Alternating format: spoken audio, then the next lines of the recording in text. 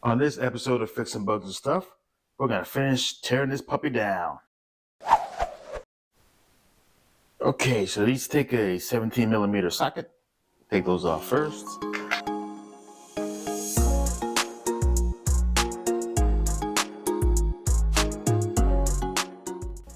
Seems like a lot of these are coming right out. This red stuff here looks like some kind of gasket material. Not sure. This has probably been turned down before. Strange.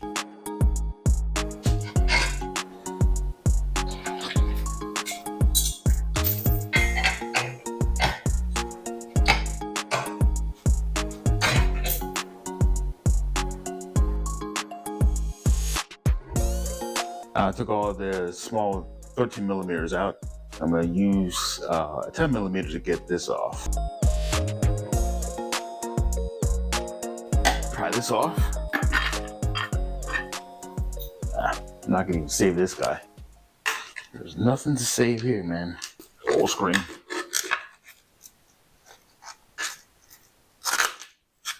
Look at that.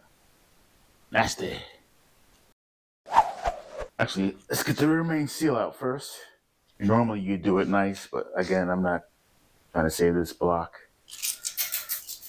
This thing's hard as a rock. We do have 3 shims here. Let's see if we can pull this off. Use this puller here. It's your standard one for VWs.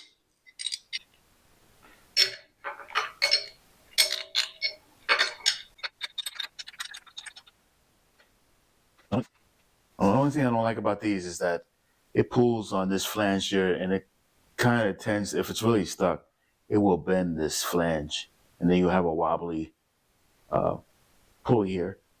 So that's the only thing I don't like about this tool. There's other ones that go inside of here, this little notches here, because it's pulling closer to the most strongest part of the pulley.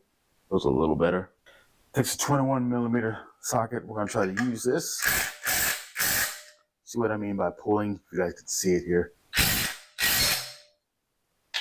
And that broke.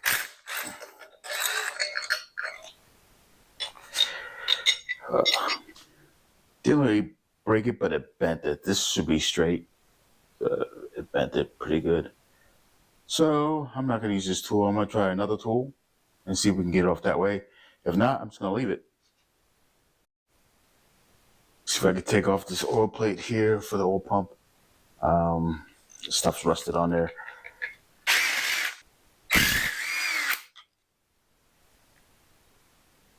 I think I can get in there.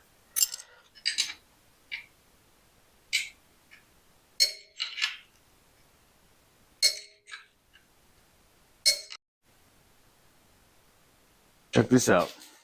It's an Allen screw here. That's the first I ever see. Now, you know that don't belong in there. Ooh, oil pump is terrible.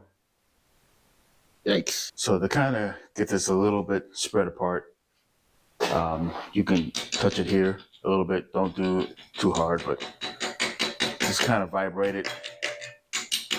And it'll come loose a little bit. Hit up here, just slightly. This may get this loose. You can't, I mean, if this was a good case, you wouldn't put a screwdriver here and start prying. You'll just mess it up.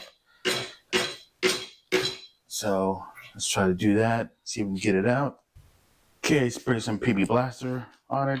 Kind of got a little bit more loose. Normally you don't do this because you're worried about messing up the seal or the face seal of the oil pump. So I don't normally do this, and I have a hard time getting this off. So let's see how far I can get this pump out. I have a feeling it's going to hit this here. Well, the pulley I'm talking about. Again, this is not the normal way you get stuff off, but this is what we're doing. Yep, came off. There you go. Shidek pulley, Shidek oil pump. It's a shame it's all messed up. So I'm not gonna take this pulley off. This thing's a pain in the neck. So it's okay if we leave it on there. I'm gonna see if I can start splitting it right about here. It's a great tool to use to split the case. Stick it in there, and then you back off the nut until it gets tight.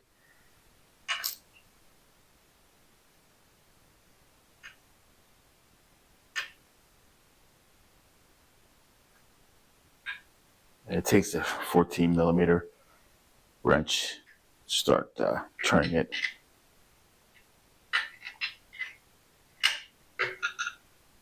It's a very good tool to use. I remember back in the day, you have to carefully split the case, and a lot of times you ruin a case. But let's get this started. Kind of curious to see what the crank shaft looks like. As you can see, it's the separation here, starting to separate. Probably not so much over there. On the other side, let's take a look.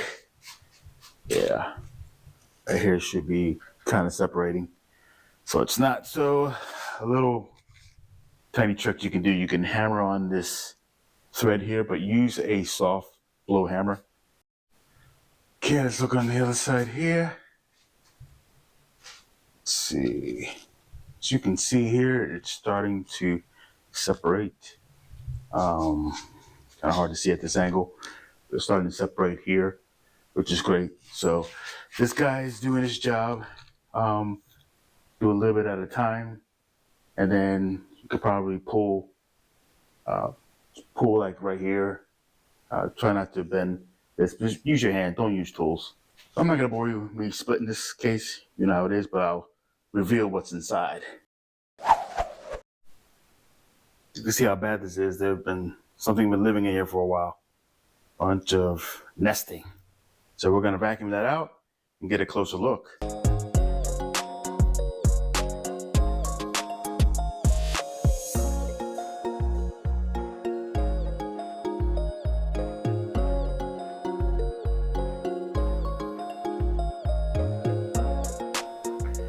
So I vacuumed it out. This is a common thing. Rodents will try to live in there. As you can see, it's a little nasty. This is all rusted out, big time. Yeah, it's common for rodents to be nesting in stuff that's been sitting around for a while. I'm used to it in boats that we recover, and in the engines too. So this is all rusted out. There's nothing really to save here. But I was planning to hold on to the block and maybe show you guys how I do line bores. So that was the whole purpose of this thing. Sometimes these are very valuable. So I can hold it here, show you guys. Sometimes these gears are valuable. They're hard to get, especially the German kind. So I may save this one if I can get it off. Look at this oar sling here. In bad shape. It's bent. I don't know how it got bent. That's weird. Yep. So I'm going to take this out and we can see the rest of the case. Let's flip this case, or this half of the case over. You